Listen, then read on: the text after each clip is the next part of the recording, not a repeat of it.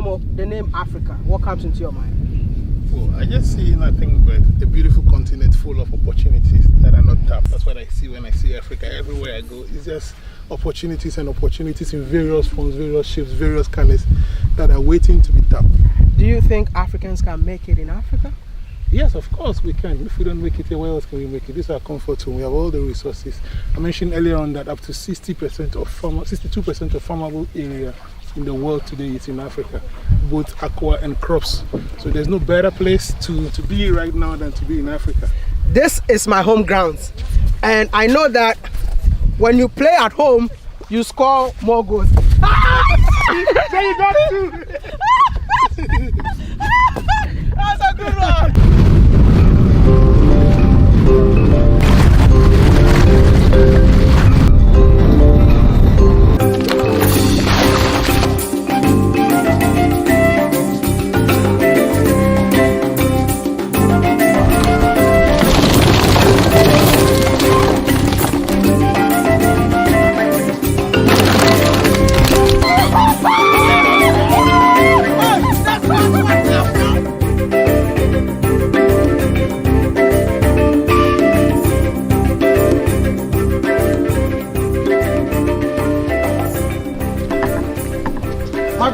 Hey Maya, good to see you, man. Good to see you. Welcome to Flow. You know, I want to tell you something. Thank you so much for being an African, not an African.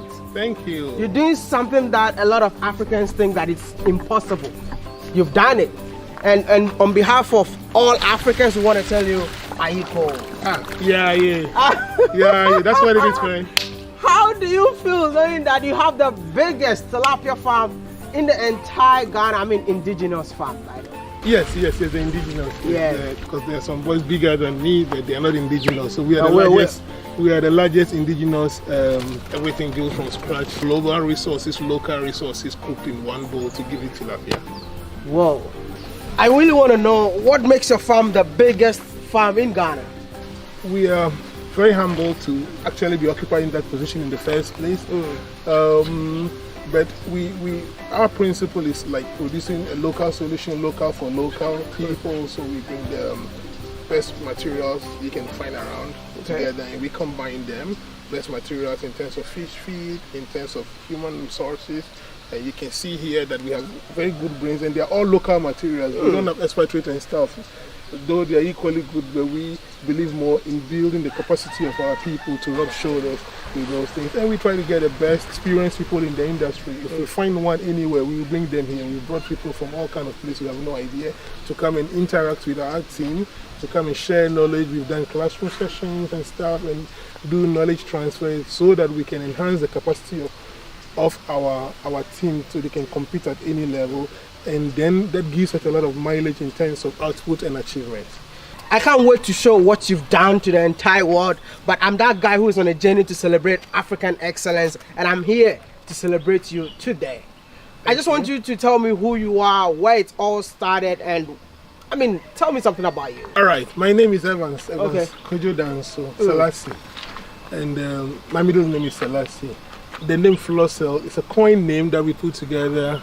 My name is Selassie and my wife's name is Florence, so we decided to put the flow starting first. It's actually deliberate, and then the Salah coming. Okay. So we have flow cell out of that. And yes, the whole thing was her idea, Florence's idea, to start this aquaculture thing, and she was the first person in the family to take a course in aquaculture. In her family? No, in our family, to take a course in aquaculture at the Water Research Institute.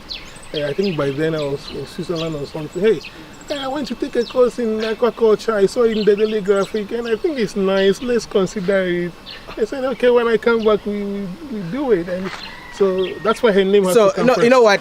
Behind every successful man, there is a woman, yeah? That story represents his story. Not all women, sorry. But, but you know what? Tell me something about yourself. Were you born and raised in here? Yes, sir. 100% homegrown solution. My dad is an Nchini. My mom is an Ewe.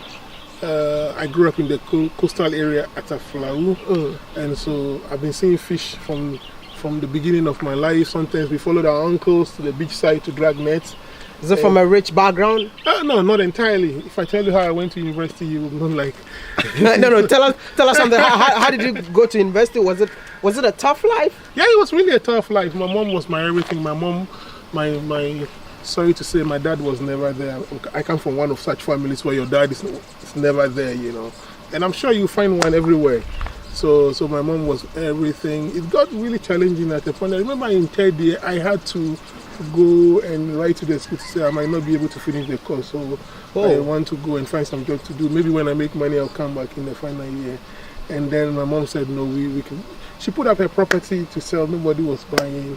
So I remember she had to go through one of my uncles somewhere in northern part of Togo who lent her some money. And then I was already on the bus to Kumasi. I went to Kienyeji to go and submit my letter that I will have to put my course on hold. And then she followed me all the way. By the time we got to Accra to change buses, and I said, oh, that's my mom. What are you doing here? I left you at home. I said, yes.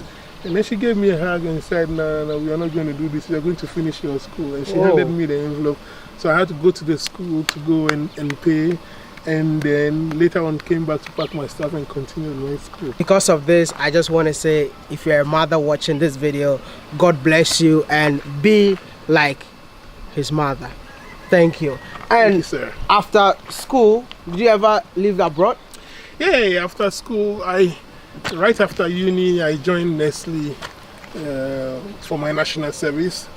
And they say hard work pays. And that's I really attest to that. I'm a good example or testimony of that hard work pays phrase. When I was doing my service with Nestle, I was staying with one of my uncles in a Shamba, and he's late now, may his soul rest in peace. There were some challenges at home, so I could not come back home in time to meet those challenges because I would not be able to sleep at night because of the challenges. So I will stay as long as possible at the workplace. And so I will close with the afternoon bus 10-11 p.m.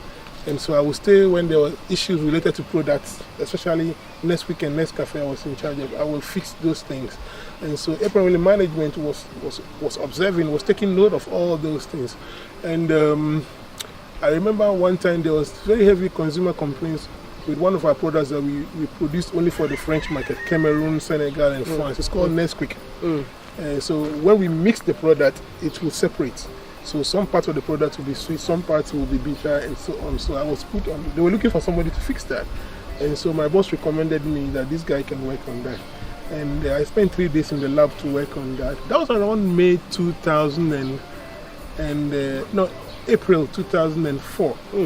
Yes, 2005, because I finished with 2004. So April I was on that project. And by the time I presented to management and they tested it, everything was okay. They asked me to go to the production line because the first was in the lab. So we did it on the production line. It did work. And then the following day, they called me up and gave me an offer.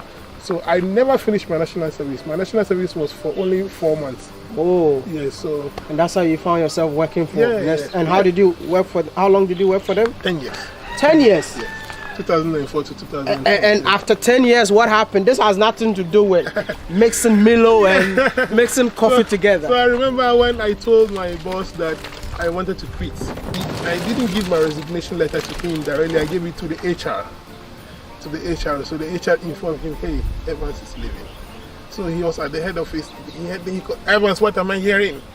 I said, so what are you hearing? Evans, tell me, what am I hearing? I said, can we talk about it when you come to the office? And you know where I was when he called? I was at my farm. When he called, that call came. What am I hearing? Is it true or not? He's an Arab. Is it true or not that you have resigned? I said, sir, it is true, but I prefer to discuss it when you come. He got very angry. Then I knew that the man would know. I gave the move, so I had to leave the farm. Then I was farming at the Wodemaya. And quickly left the farm, got to the office before him. First thing as usual, he called me to his office. We have to talk. I said, yes, sir.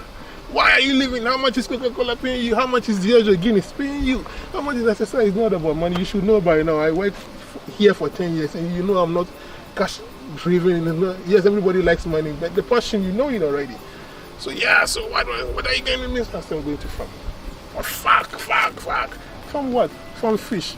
No way, this is not what we prepared you for. This is not what we've trained you for. We have a development plan, we have this, we've that, and you've gone through it, you're in the middle of it.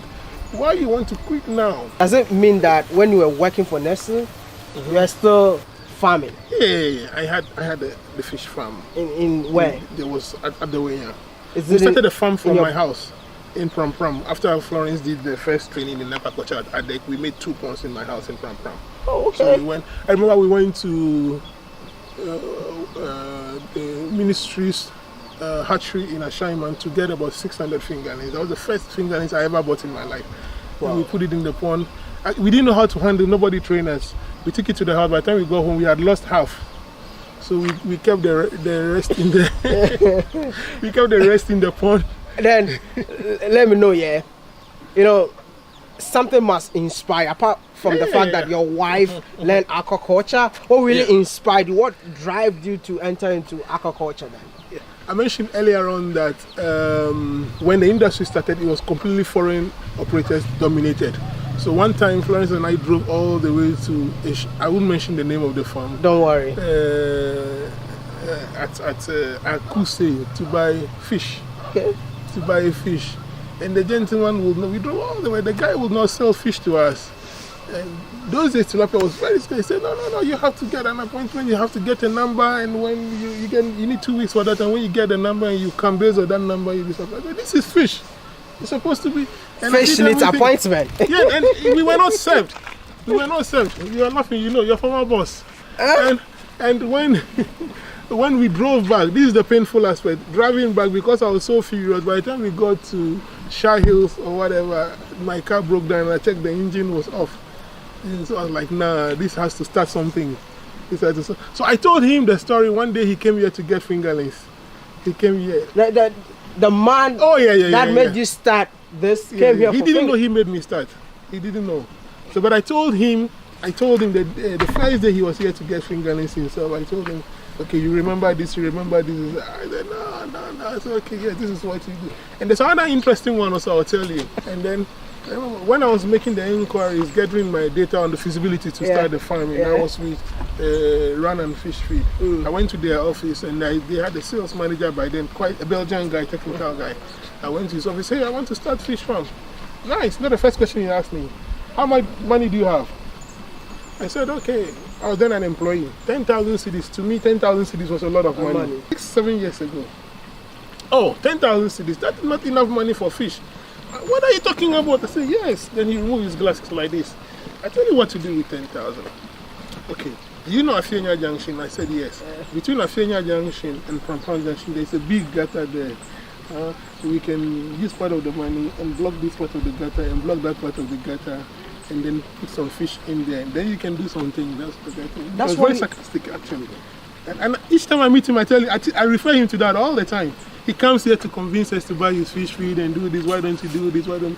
And I keep referring him to that. You remember when you told me to go and block the gutter and put fingerlings in because I only had 10,000 to farm fish. That was the first advice I was given. And through this, you've been able to build one of the biggest in the entire country. I don't know if I should actually keep working with me. I don't know if I should ask you this. Is your farm bigger than his farm right now? Oh, in terms of capacity. This is the success stories that I normally want to hear, so that this kind of stories will inspire you that you don't give up. I mean, the person who told me that work hard, when I wanted to start a YouTube channel, the person who told me to work hard, I wanted support from him. He said, no, I can't support you, work hard, you'll get there. I can divide my subscribers into 1 million, you still have one. You know? So I love your story, but I mean, where are we right now? So we are at the hatchery site, the site we saw before, the back with the ponds buried in the ground. That's where we do the breeding. That's the breeding station. Okay. So in every of those ponds, we have about 250 females and about 75 or 90 males. We pair them in a ratio of 3:1. Okay. And so every male has 3 wives. Or 3 females if you want. Can we apply that in real life? It depends on your faith. That would be good, though. It's actually working. Like, I mean, like Wodemaya, you pair me with, is it 8 or 7? We can do 7 actually. Thank God. Can't wait to be a fish someday. Can we pair him in one of our farms? Can't wait to be a fish someday. Yeah. But it's also a lot of work. It's a lot of work for the poor fish. Because if you go high like that and you see the males after, you realize that they are a lot stressed. So that's why you have to meet their nutritional requirements. It's a lot of work. It's not only for the fun aspect. Huh? Yeah, I won't be stressed. Don't worry about me. Don't worry about me.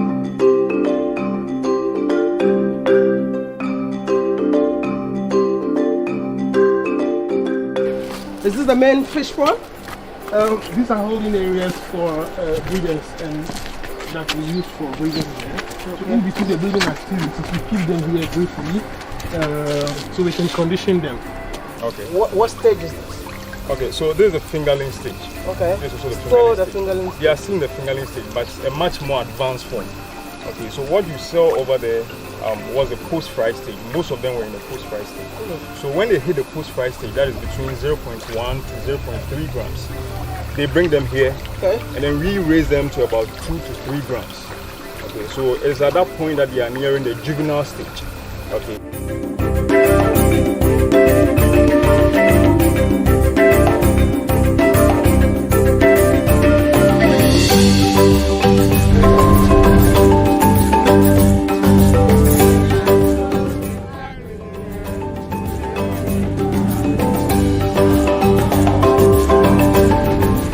Oh, this is so impressive. You did all this by yourself? Yes, not only by myself. Thank you very much. There's a flow in the flow cell, the lady behind the whole vision, the whole dream, and there is a good team behind as well. I have a very good team of workers who support to make this project as successful as it is today. I think it's because of you, your wife, and the family. That's why Kwame Nkrumah said a black man is capable of managing his own affairs. I mean, things like this in Africa, when we see things like this, we don't attribute it to a black man. You've done it.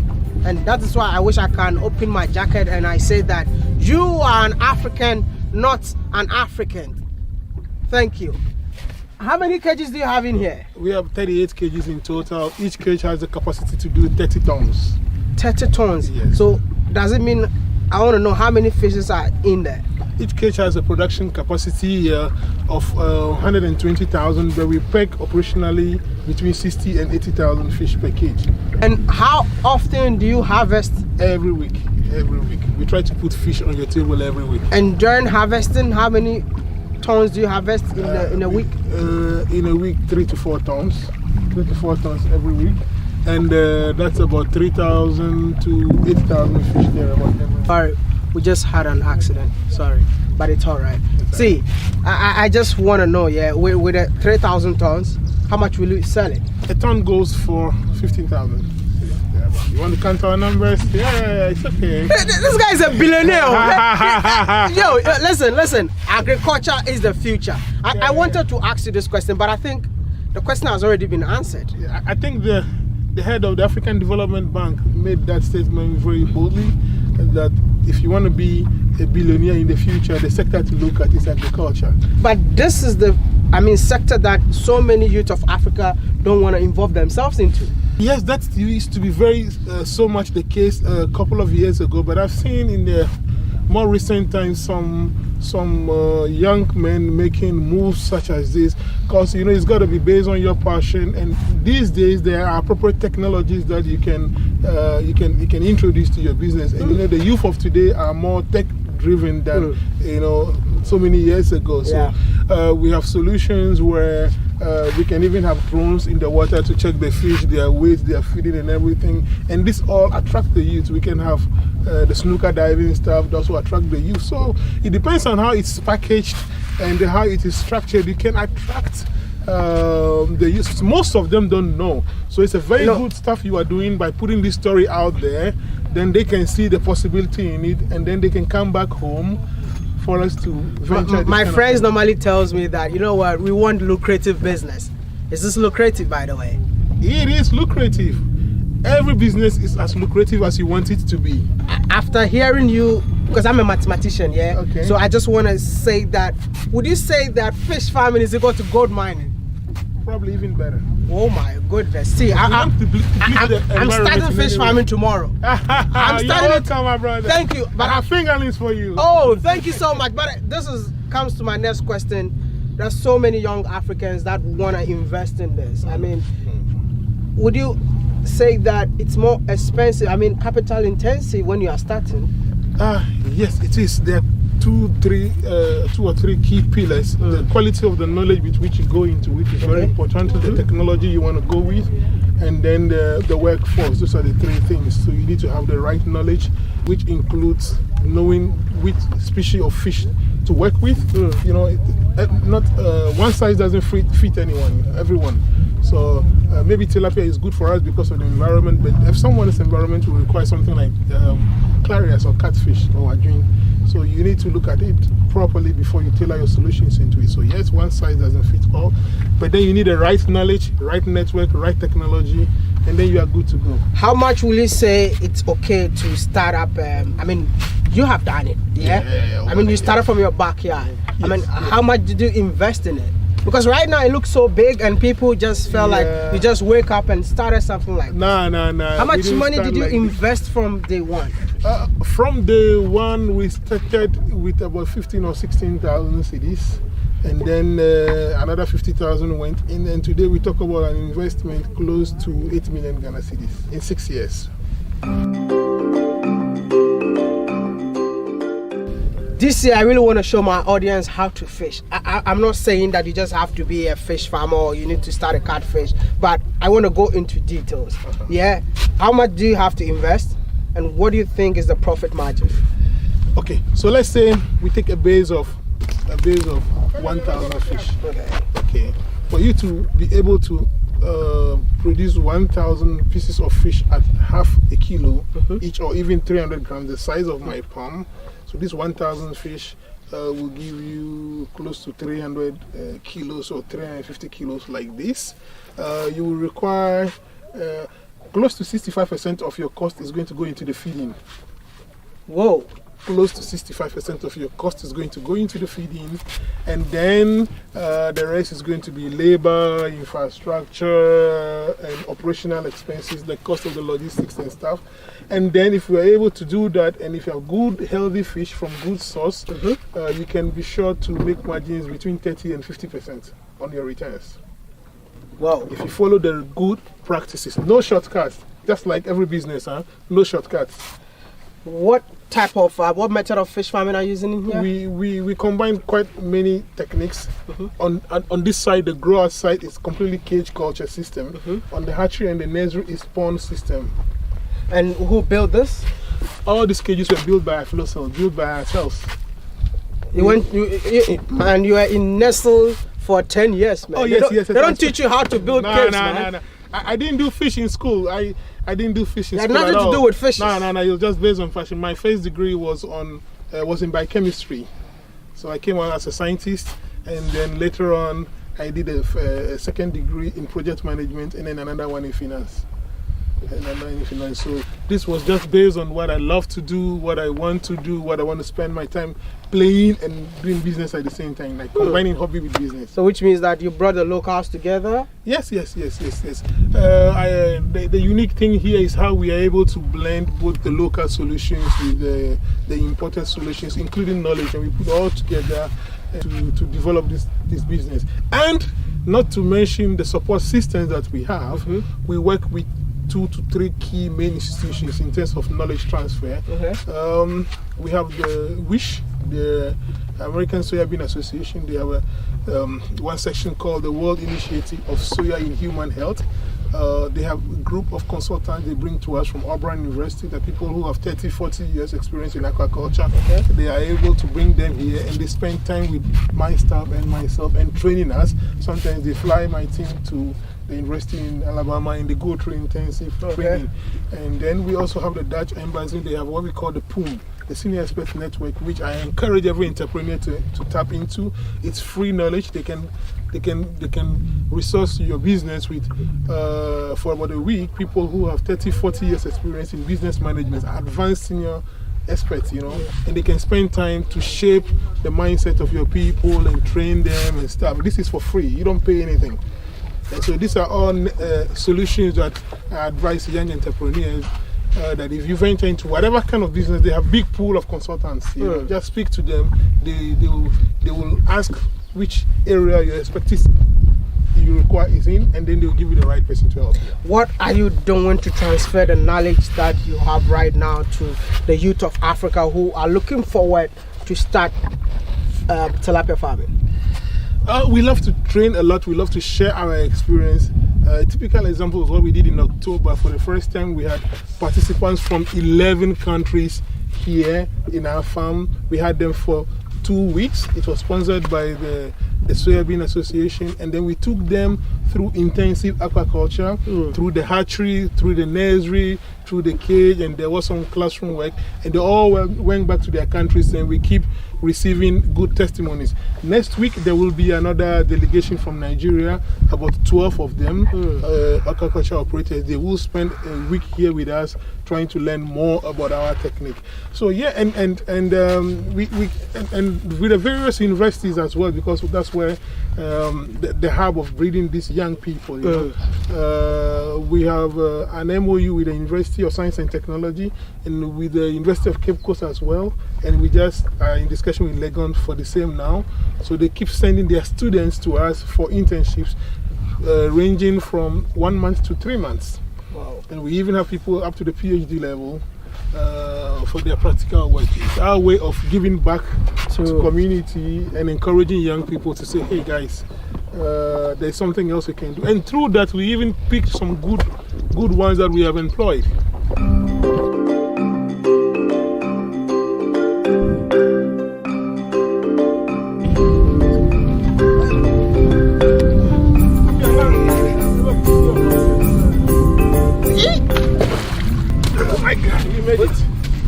We finally brought the fishes to the shores, and I want to know why is it that you have to bring the fishes in here? People are going to buy it? Yes, they are now going to sort them into various sizes, various categories according to how big you are or the weight. And different sizes attract different prices. Whoa! So that's what's going to be done here.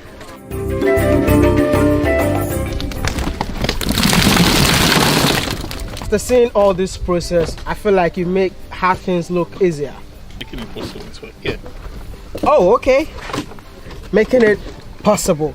And you're back. Keep calm and eat tilapia. I'll eat tilapia before I get out of here. But I want to know, what is the major challenge of having a tilapia farm? The major challenge that you face? Two main challenges. Financing the feeding is quite challenging, or the conversion process, you know, and then also fish health. We've had major challenges of fish health in the past. Majority of that has been resolved now. So the biggest challenge on the desk now is financing the conversion process, the feeding process. Do you think the system in Africa helps African entrepreneurs? It is very hard to have entrepreneurship success in Africa. You need balls. Why is it so? Systems don't work.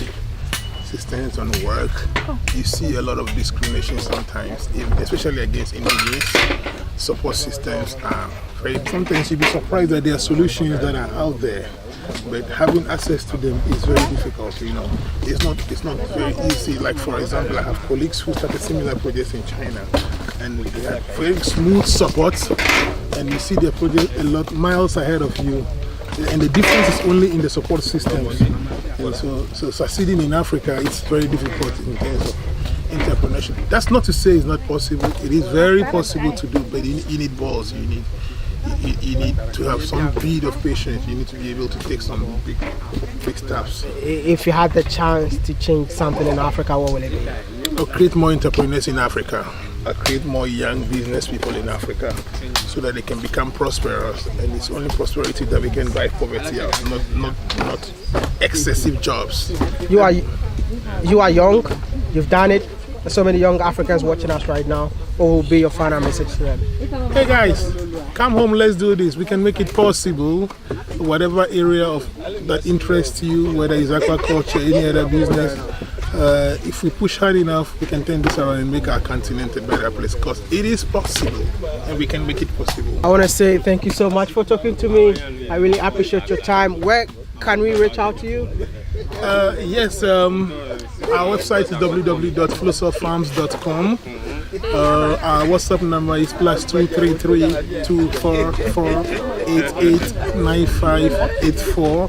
And then you can reach us on Facebook as well.